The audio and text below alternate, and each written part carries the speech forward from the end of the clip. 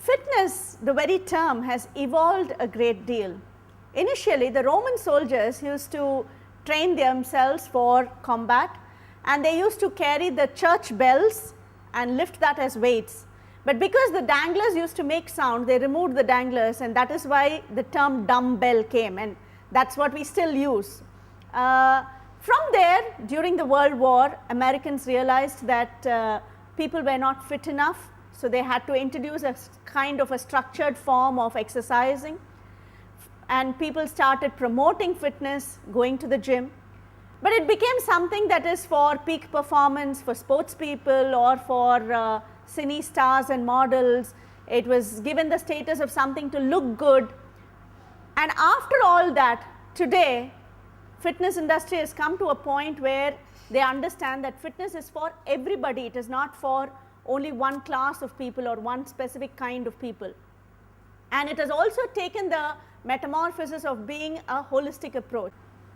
There were always two cultures from ancient times that always had a holistic approach to fitness. One is the Greek culture, where they said movement for the body and music for the soul, gymnastics. And the second was the Indian culture, where we had yoga, which worked on movement and posture, meditation, right nutritious food, and the whole work. So it was treated as a whole picture. Today, the fitness industry has evolved to understand the concept of a holistic approach rather than sporadic or intermittent, isolated concerns. When you talk about fitness, the word exercise means to exert energy. Now, how can you exert energy? Only if you have energy. You can only give what you have. In the process of trying to push themselves to exercise, they formulated this terminology calling no pain, no gain. Push yourself so that you have to be sweating it out so that you can get a gain. Now, the idea of fitness is not about are you able to do a 5-kilometer run, are you able to lift a 200-pound dumbbell, are you able to do this kind of a chest press. It is very functional.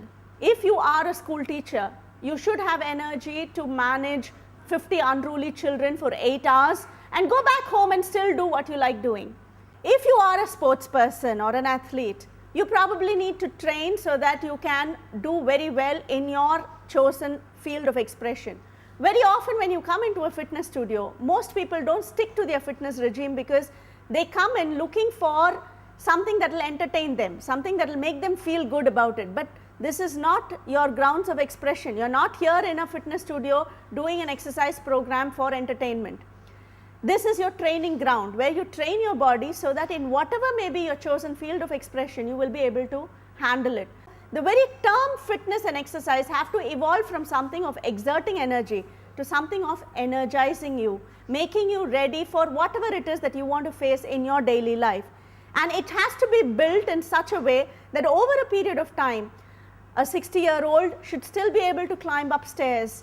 A 70-year-old should be able to carry a bag of groceries. Now that is fitness. It is not necessary that you should be carrying dumbbells or you should be able to do a 5-kilometer run or run a marathon or do a specific amount of push-ups or anything like that. It should be functional in whatever field you are chosen. It should help you to do all your bodily activities and your body should not be a hindrance.